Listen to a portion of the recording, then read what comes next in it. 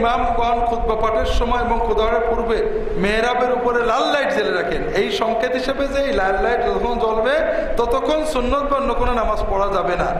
অথচ হাদিসে আসতে মসজিদে প্রবেশ করে 2 রাকাত নামাজ না পড়ে বসবে না যদি ইমাম খুতবারত অবস্থায় থাকে। এ ব্যাপারে আপনার বক্তব্য জানতে চাই। আমার বক্তব্য সহজ, এই লাল লাইটের সিস্টেমটা একটা নতুন বেদাত চালু হচ্ছে, বিষয়টা মুসল্লির উপর ছেড়ে দেওয়া উচিত।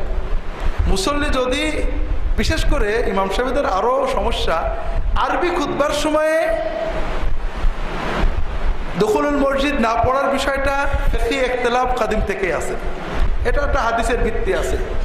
হাদিসে বলা আছে খুতবাটা মন দিয়ে শুনবা, কথাও বলবা না, এখানে নামাজ পড়া যাবে না।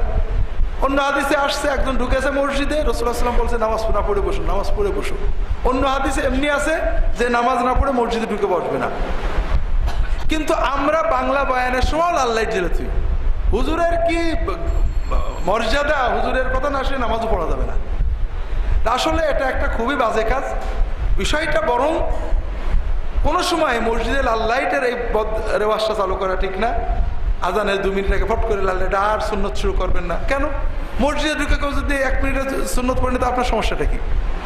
কাজেই এই বদরসুমটা একসময় একটা বড় বেদাতে পরিণত হবে। এটা আমাদের